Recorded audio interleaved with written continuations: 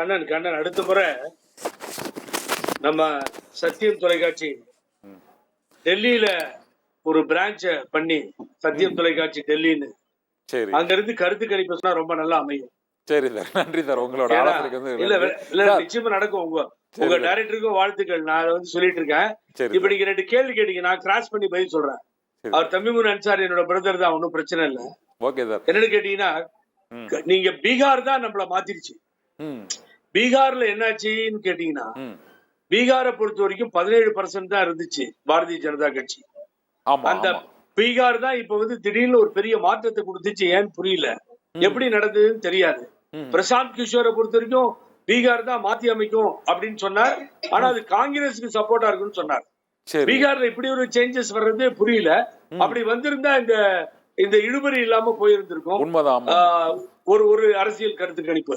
ரெண்டாவது, கர்நாடகாவை பத்தி கேட்டீங்க, நான் பதில் சொல்றேன். சரி. எனக்கு கர்நாடகா உள்ளேயும் புறமும் எல்லா விஷயமும் தெரியும். ம். என்னை பொறுத்த வரைக்கும் கர்நாடகால ம். பிலோ பவர்ட்டி பீப்புளுக்கு கர்நாடகா கவர்மெண்ட் 2000 rupees கொடுத்துட்டு, ம். அதோட மாத்திரம் இல்லாம மகளிருக்கு ஸ்டேட் பூரா ஃப்ரீயா சர்வீஸ், ஃப்ரீயா பஸ்ல போய்க்கலாம். ம். இப்படி சில ஸ்பெஷலிட்டிஸ் எல்லாம் பண்ணி கொடுத்தோம்.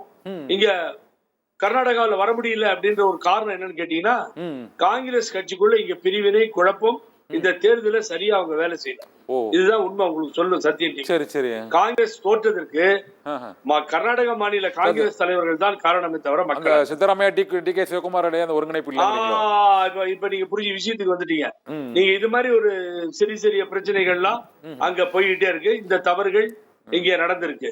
ஆகவே இப்ப வந்து என்னன்னு கேட்டீங்கன்னா, இந்த முடிவுகள் வேண்டும். ஏன்னு கேட்டீங்கன்னா, ஒருத்தர் கையிலேயே தன்னிச்சையா அதிகாரத்தை கையிலே கொடுத்து அவர் என்ன வேணாலும் பண்ணுவார் இந்த நாட்டுன்ற நிலைமை மாறி, ஈக்குவலா இப்போ ஆப்போசிஷன் ரூலிங் யார் யாருக்கு ஆட்சி அமைச்சாலும் அந்த பயம் இருக்கும். அந்த மாதிரி ஒரு சூழ்நிலையை இந்திய நாட்டு மக்கள் ஏற்படுத்தி விட்டார்கள். இந்த ராமரை பத்தி சொல்லிட்டு இருந்தாங்க. ராமர் ரொம்ப நீட்டா ஒரு இதை கொடுத்துட்டார், உத்தரவு போட்டார் ராமர். என்னன்னு கேட்டீங்கன்னா, ஜேடியு கிட்ட போங்க, அவங்கதான் முடிவு பண்ணணும், இல்லைன்னா சந்திரபாபு நாயுடு போய் நில்லுங்கன்னு சொல்லி இப்ப ஒரு உத்தரவு போட்டாரு ராமர். இப்ப ராமர் முடிவு அதுதான் ஆயிட்டு இருக்கு. இப்ப 2 பேர்கிட்ட போய் கை கட்டிட்டு கட்சிகள் நிக்கிற நிலைமை ஏற்பட்டு இருக்கு. இதுதான் ராமர் கொடுத்த முடிவு. கண்ணன்